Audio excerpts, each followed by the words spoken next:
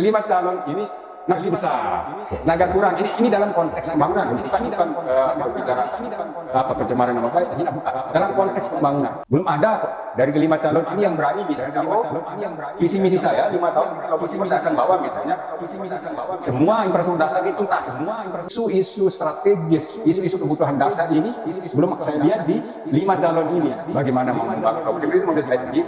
Kenapa? Misalnya oke, mudah-mudahan dengan adanya podcast ini bisa didengar oleh kelima calon ini sehingga ini bisa menginspirasi, misalnya dimasukkan visi misi mereka bahwa Lombok Timur ini ya ada permasalahan dasar yang harus selesaikan di Lombok Timur.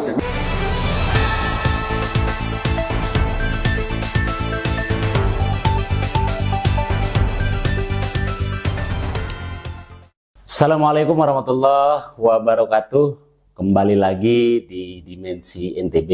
Kali ini berdiskusi langsung dengan salah satu peneliti dari lembaga LRC.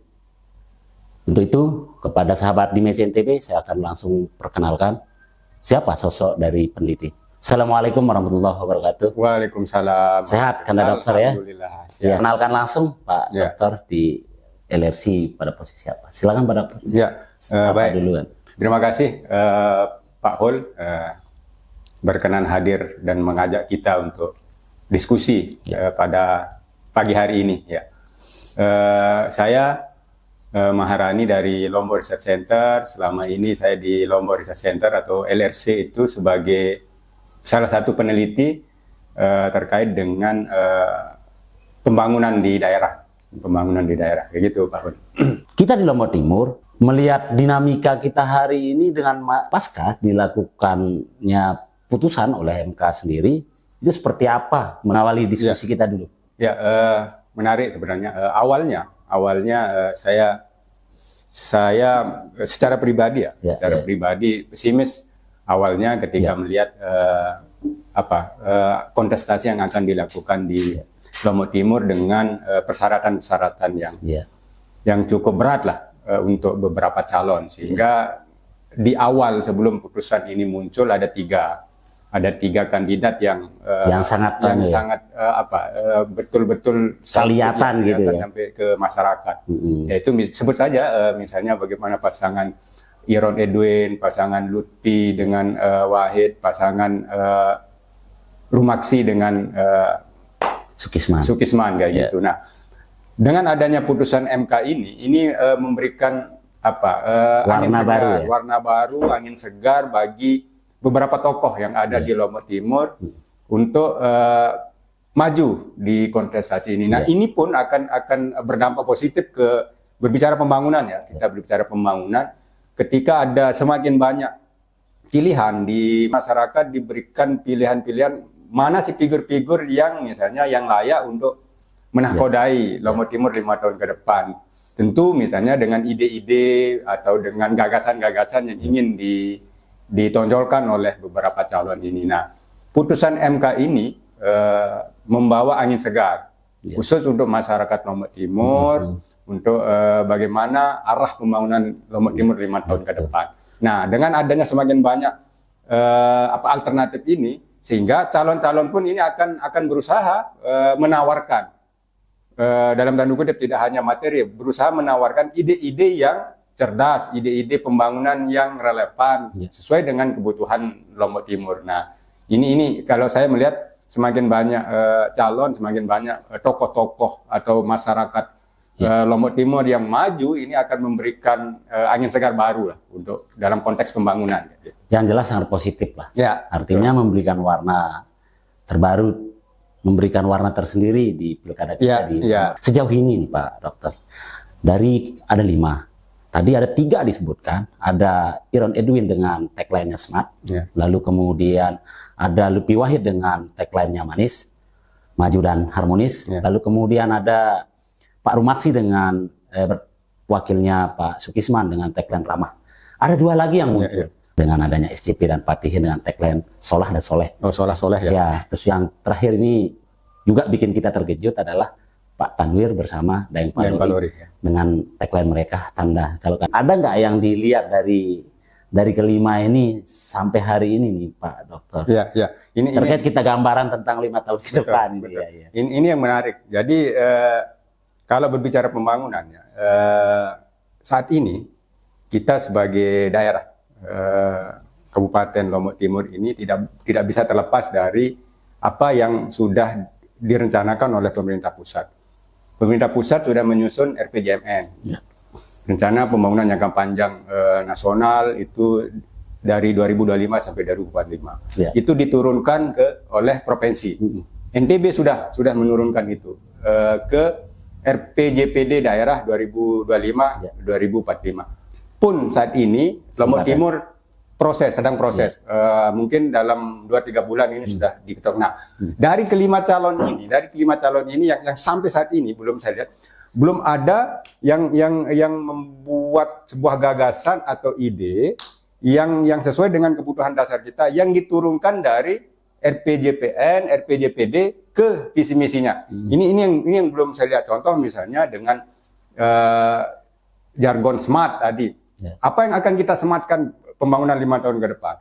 Soleh misalnya apa? Terus misalnya maju dan harmonis. Ataupun tanda. Saya belum lihat dari kelima calon ini yang betul-betul memiliki ide pembangunan yang satu harus kita menurunkan dari pembangunan RPJMN, RPJD untuk Indonesia Emas. Ya. Yang sesuai dengan konteks lokal, konteks Lombok Timur.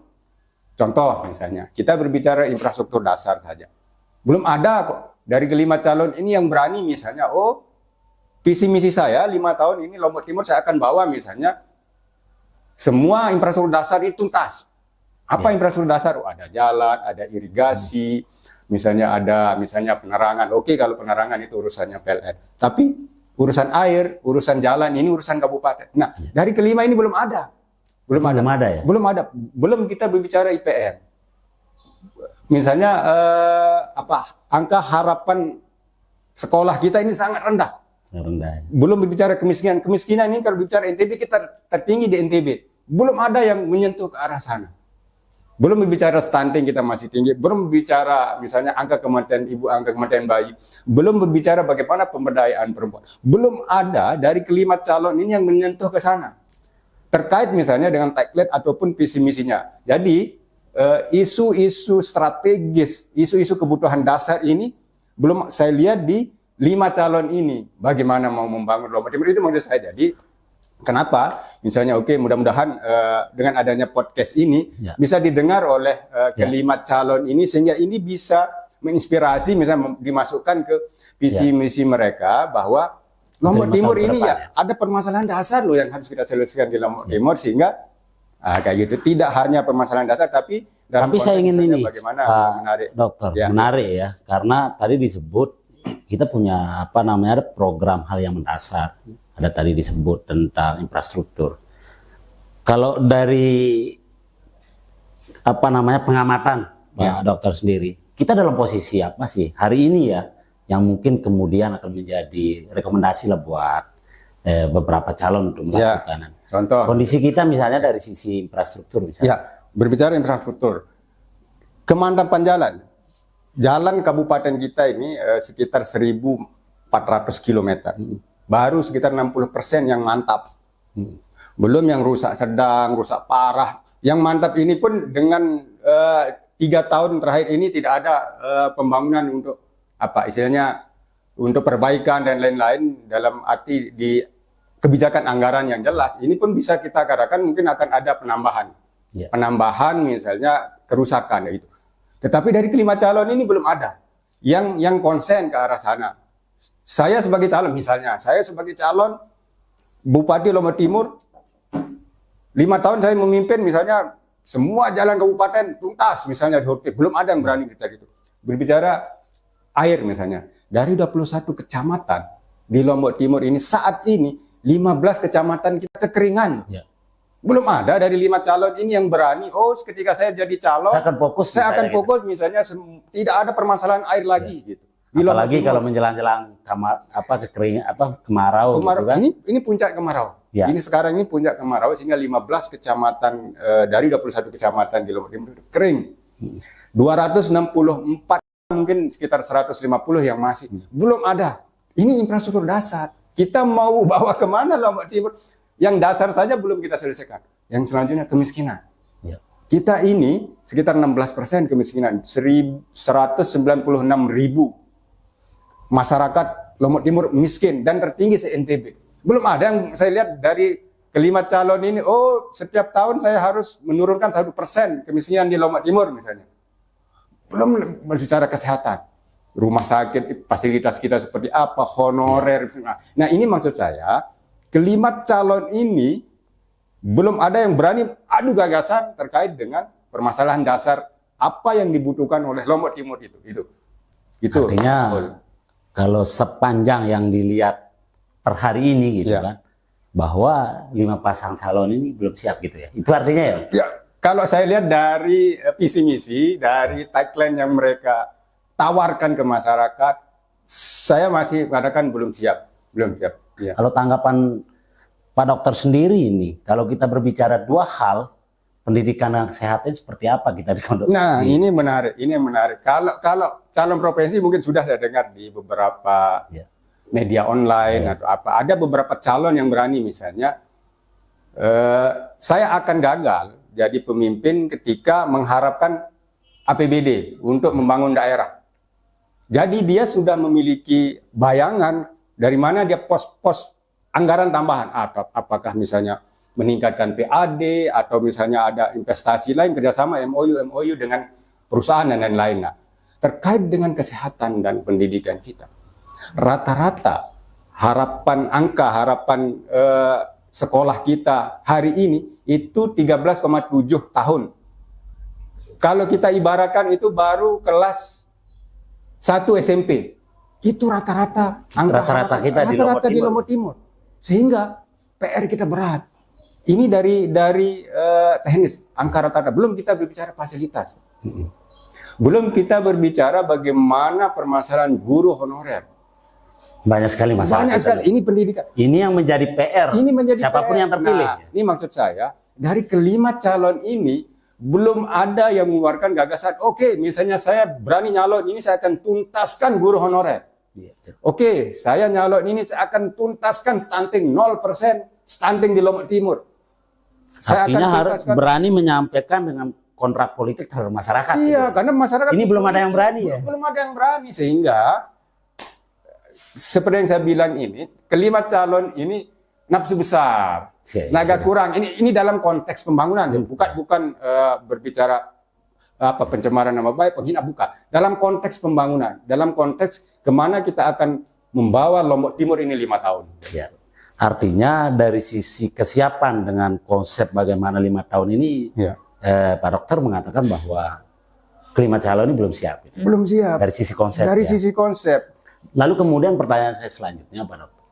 Kehadiran pemerintah ini bagaimana kemudian memikirkan dari sisi ekonomi? Ya. Bagaimana menghidupkan UMKM dan seterusnya. Kehadiran mereka juga bagaimana bisa memfasilitasi masyarakat dalam menghidupkan usaha. Pandangan Pak Dokter dari sisi kebijakan kita. Ini yang menarik. Jadi angka pertumbuhan ekonomi kita ini setiap tahun di bawah 5%. Bahkan pada saat COVID itu kita minus 3%. Ya.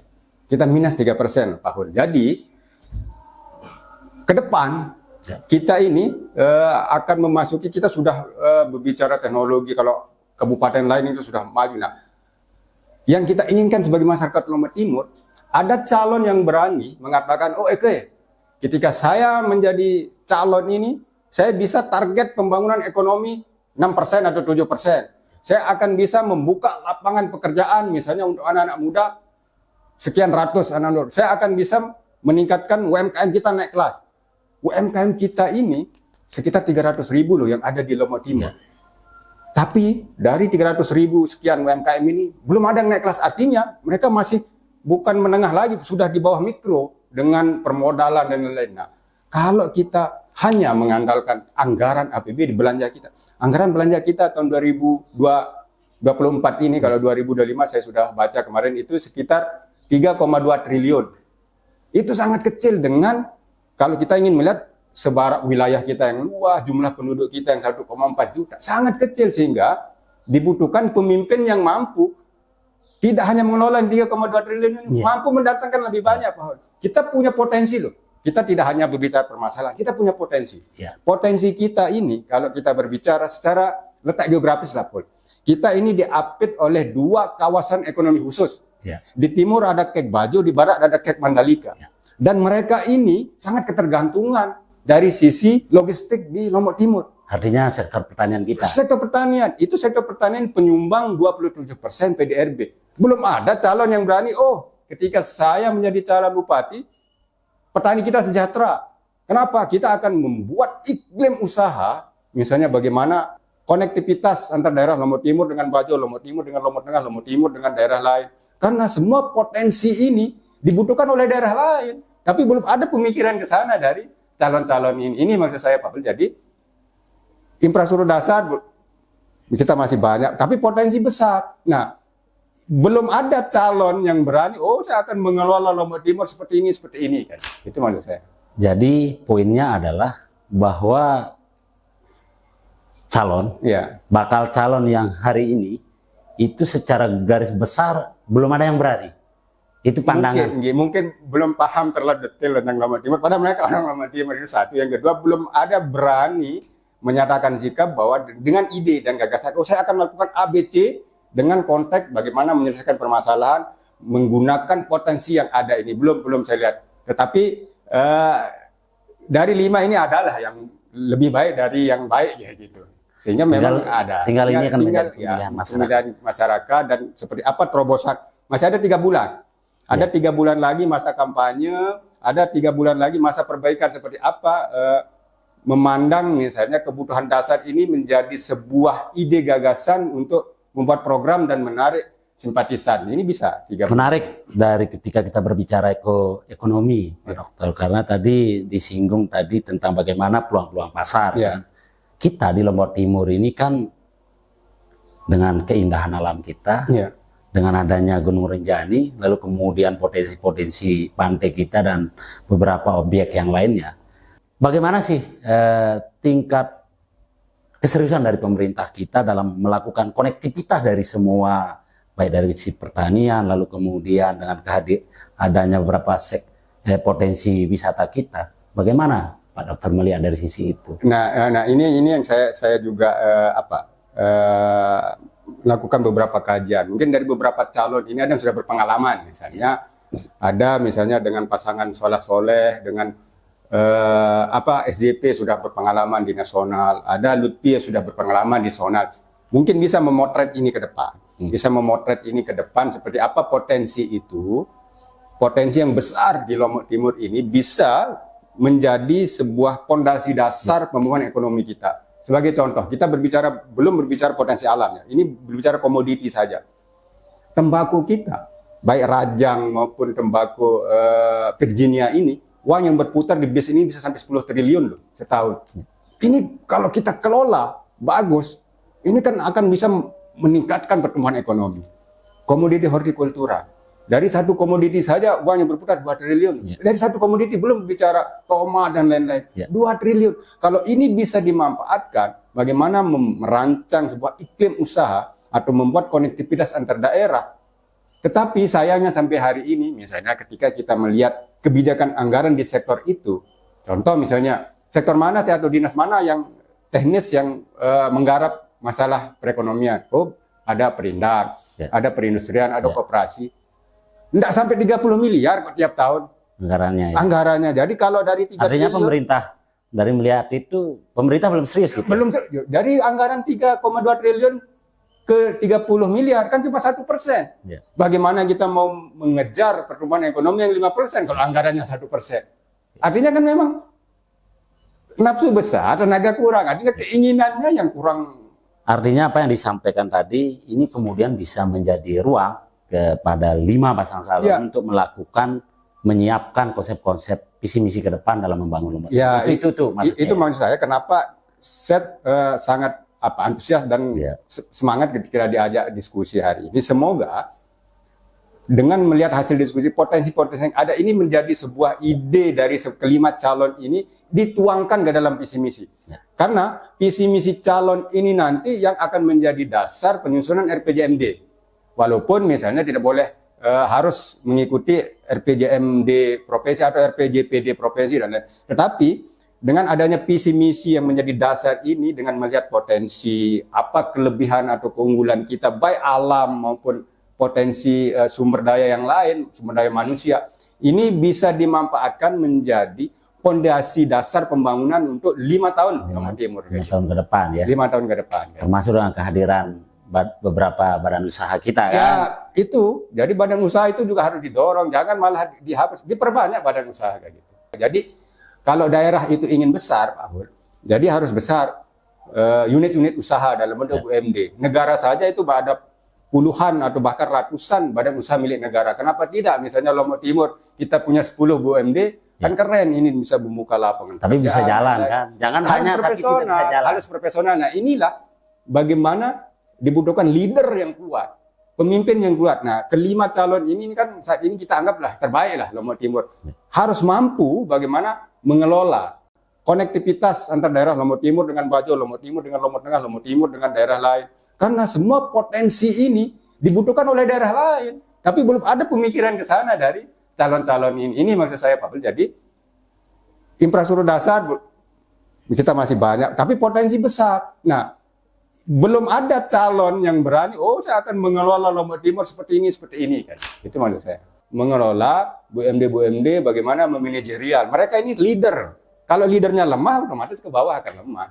Menarik, karena pada akhir menarik ini Pak Dokter, ketika kita berbicara ekonomi ini sangat menarik karena masyarakat berharap bagaimana ekonomi ini bisa sirkulasinya bisa berputar, dan itu pun harapan pemerintah tentunya ketika ingin memimpin 5 tahun ke depan.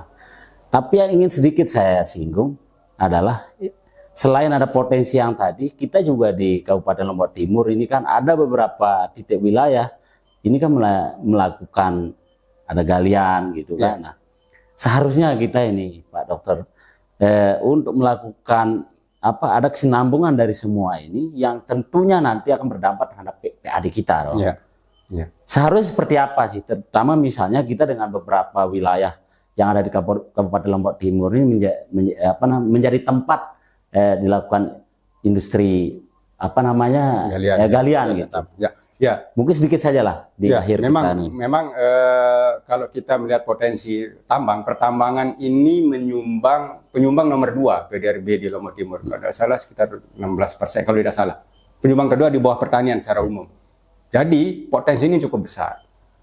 Lombok Timur ini kalau tidak salah itu tahun 2020 itu sekitar 18 miliar PAD dari retribusi itu. Nah, kalau ini kita kelola manajemen, walaupun saat ini ketika kita berbicara perizinan itu di bawah provinsi, bukan kewenangan kita, tapi kita masih bisa memanajemen bahwa ini ada wilayah kita. Satu, pemerintah daerah itu harus bisa mempercepat pengesahan RT RW kita. Jadi daerah-daerah mana yang cocok menjadi tambang, daerah-daerah mana yang tidak boleh menjadi tambang, itu satu, kita rapikan itu. Yang kedua, kita manajemen dengan baik. Bagaimana misalnya pengelolaan retribusinya supaya jangan bocor, karena di sini peluang kebocoran sangat tinggi. Dari hasil kajian kami selama 2 tahun kajian terkait ini bisa sampai 10 miliar loh kebocoran setiap tahun. Nah, kalau 10 miliar tiap tahun kebocoran. Padahal dengan uang 10 miliar lumayan. Bisa kita membuat berapa pustu itu bisa puluhan pustu bisa kita buat dengan itu. Bisa kita misalnya menggaji honorer di bidang kesehatan dan bidang itu maksud saya. Nah, itu kita atur regulasinya dengan benar, baik itu RT RW-nya, mana yang boleh ditambang, mana yang tidak. Yang kedua, bagaimana manajemen supaya tidak bocor di sektor itu. Itu saja Pak Hul terkait dengan pertama. Terakhir, kita ini sebagai closing statement, tentu ini kan kita bagaimana ajakan kepada pemilih untuk bagaimana kemudian memilih pemimpin yang tepat untuk 5 tahun ke depan Lombok Timur. Silakan Pak Dokter. Ya, jadi kelima pasangan calon ini adalah orang-orang terbaik di Lombok Timur. Orang-orang terbaik di Lombok Timur. Namun yang pesan saya ke masyarakat itu, mari kita pilih pemimpin yang terbaik dari 5 pasangan ini dari berdasarkan ide gagasan. Mau dibawa kemana Lombok Timur ke depan? Jangan hanya misalnya kita dikasih 50.000 harus memilih si A, si B, si C. Karena kesalahan pemilihan kita pada saat pencoblosan ini akan berdampak pada kehidupan kita selama 5 tahun di Lombok Timur. Mari kita pilih 5 pasangan terbaik ini berdasarkan ide gagasan mau dibawa kemana Lombok Timur. Itu saja. Oke, terima kasih Pak Dokter udah ada kita dikasih waktu di tempatnya ini. Semoga ini bisa menjadi pencerahan dan edukasi buat masyarakat Kabupaten Lombok Timur untuk menentukan pilihan, karena dengan pilihan tentu akan menentukan masa depan Lombok Timur ke depannya. Sekian, terima kasih. Saya Husain. Assalamualaikum warahmatullahi wabarakatuh.